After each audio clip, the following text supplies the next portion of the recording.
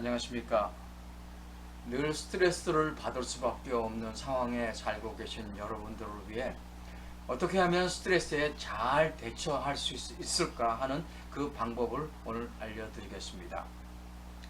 심리학에서는 성격을 한마디로 개인의 특징적인 행동과 사고, 즉 이제 생각을 결정하는 역동적인 체제라고 정의하고 있습니다. 즉 사람들은 저마다의 성격대로 믿고 성격대로 행동한다는 것입니다. 그래서 그 사람의 말과 행동을 보고 그 사람의 성격을 판단할 수가 있습니다.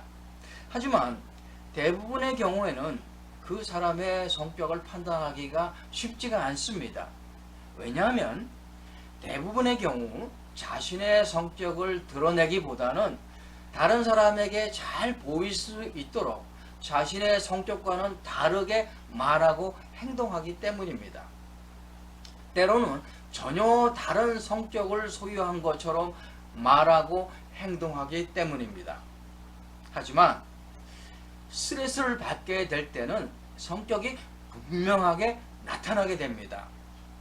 스트레스 상황에서는 성격을 잘 감추지 못하고 자신의 성격대로 말하고 행동하게 됩니다. 요즘같이 스트레스를 많이 받을 수밖에 없는 상황에서는 성격이 더 잘 드러나게 됩니다. 그래서 드러난 성격들이 더 쉽게 부딪히게 되고 그것 때문에 갈등과 어려움이 생겨나기도 합니다. 스트레스가 바로 이런 상황을 악화시키는 것입니다. 하지만 스트레스가 반드시 나쁜 것만은 아닙니다. 스트레스는 우리 몸을 지키기 위한 생존의 반응입니다. 몸의 균형이 깨질 때마다 다시 그 균형을 회복시키기 위해서 생겨나는 반응인 것입니다. 그런 과정에서 호르몬이 분비가 됩니다. 스트레스 때문에 생성되고 분비되는 신경 전달 물질이나 신경 호르몬을 우리는 흔히 스트레스 호르몬이라고 말합니다. 이들 호르몬들은 우리 몸을 방어하고 지키기 위해서 분비되는 것이기 때문에 무조건 나쁘다고 말할 수는 없습니다. 없애야 할 것이 아닙니다. 몸의 균형, 마음의 균형을 유지하기 위해서는 꼭 필요한 호르몬들입니다. 그런데 문제는 너무 많이 분비될 때입니다. 특별히 스트레스 아주 민감한 성격의 소유자들에게는 더 심각한 문제가 됩니다. 그런 분들은 성격을 바꾸면 더 많이 좋아질 수가 있습니다. 하지만 성격을 바꾼다는 것이 이론적으로는 가능하지만 결코 쉬운 일은 아닙니다. 성격을 바꾸는 것보다 그보다 훨씬 쉽고 현실적인 방법은 그 스트레스 호르몬을 줄이는 것입니다. 대표적인 스트레스 호르몬에는 코르티솔, 아드레날린, 사이토카인 등이 있습니다. 아드레날린은 많이 들어보셨을 것입니다. 위급한 상황에 처했을 때 그 상황을 모면하기 위해 아드레날린이 조건 반사적으로 분출이 됩니다. 어떤 엄마가 자기 아이를 향해서 달려오는 자동차에 뛰어들면서 초인적인 힘으로 그 자동차를 손으로 막았다는 이야기를 들은 적이 있습니다. 사실 여부를 떠나서 그런 상황에서 분출되는 스트레스 호르몬이 바로 아드레날린인 것입니다. 스트레스 상황에서 순간적으로 분출된 그 아드레날린은 위급한 상황이 끝나면 그 즉시 줄어들게 됩니다. 만일 오랫동안 지속이 되면 슈퍼맨처럼 되겠지만 아드레날린은 위급 상황이 끝나면 즉시 줄어듭니다. 하지만 스트레스 상황이 계속 지속적으로 반복이 된다면 아드레날린이 줄어들지 않고 계속 많이 분비되면서 우리 몸을 상하게 합니다. 심혈관 계통에 문제가 생기게 됩니다. 고혈압 등이 생기게 됩니다. 그 다음으로는 코르티솔이 있는데 그것에 대해서 별로 많이 들어보지 못했을지라도 그 효과는 흔히 경험했을 것입니다. 코르티솔은 긴급한 상황에서 정신을 또렷하게 해줍니다. 호랑이에게 물려가도 정신만 차리면 살 수 있다는 속담이 바로 이런 경우입니다. 내일 시험을 앞둔 스트레스 상황에서는 갑자기 암기력이 더 좋아집니다. 한 번 읽기만 해도 다 외워집니다. 코르티솔이 그 순간 많이 분비되기 때문입니다. 이것도 스트레스 상황이 끝나면 코르티솔이 감소가 되지만 스트레스 상황이 지속적으로 반복이 되면은 분비가 지속이 됩니다. 그리고 지나치게 많은 코르티솔은 식욕을 증가시켜서 지방 축적이 많아지게 합니다. 고혈압의 위험이 생기게 됩니다. 만성 피로와 불면증, 우울증의 증상을 야기합니다.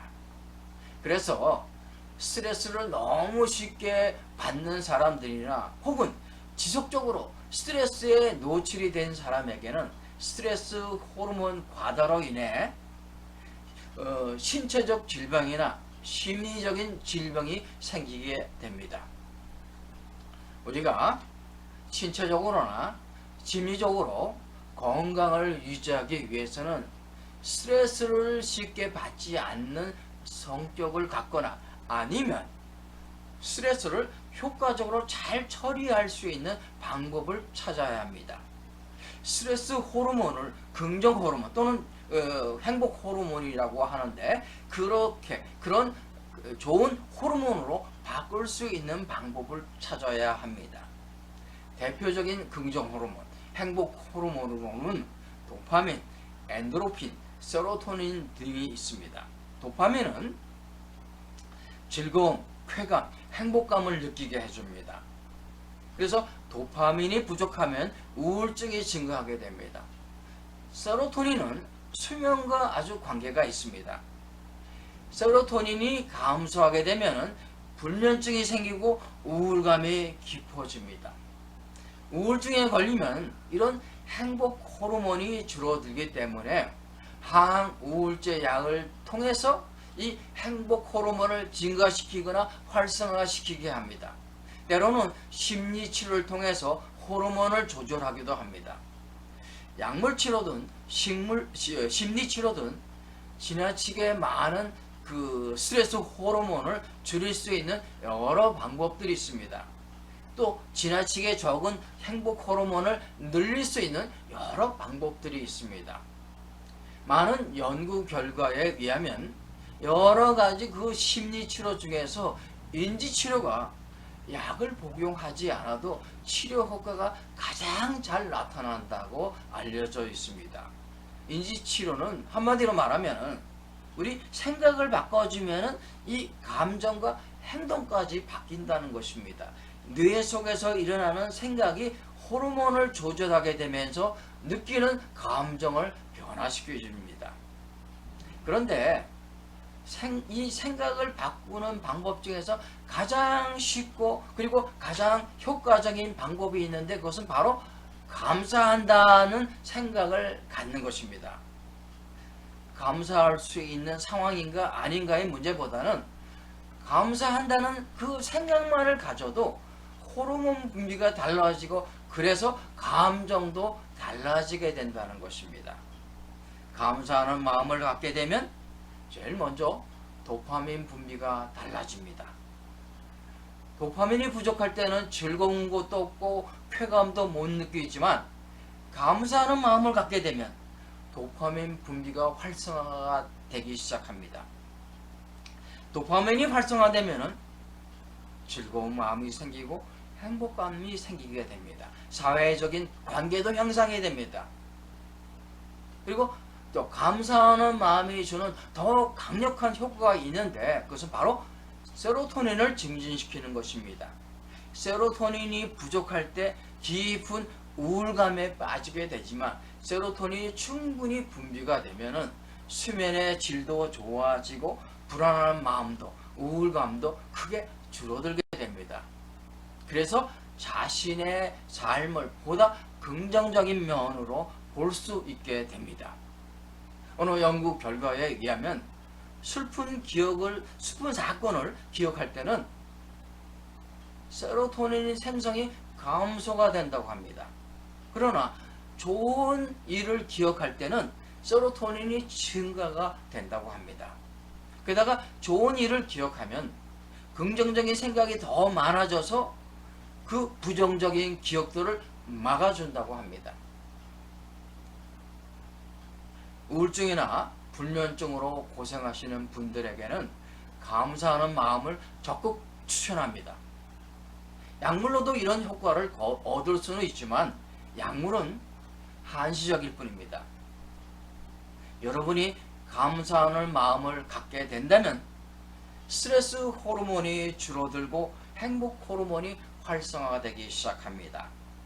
감사하는 마음 하나만으로도 부정적인 기억을 막아주고 긍정적인 기억을 더 많이 떠올려서 더 긍정적이고 더 행복한 삶을 살 수 있게 해줍니다. 물론 성격을 바꿔도 좋습니다만 성격을 바꾸려는 엄청난 그 노력 대신에 단순히 감사하는 마음을 갖는 것만으로도 스트레스를 덜 받을 수 있게 되고 호르몬의 균형을 얻을 수 있게 되고 그래서 여러분의 마음은 더 행복해질 수 있게 됩니다. 지금 여러분의 감정이 우울하거나 불안하시다면 혹은 불면증으로 힘들어 하신다면 약물을 복용하시기보다는 의학적으로 약물 이상으로 효과가 충분히 검증이 된 감사하는 마음을 가지시기 바랍니다. 다음에는 감사가 우리 몸의 면역력에 어떤 영향을 미치는지에 대해 말씀드리도록 하겠습니다. 여러분 기대해 주시기 바랍니다. 감사합니다.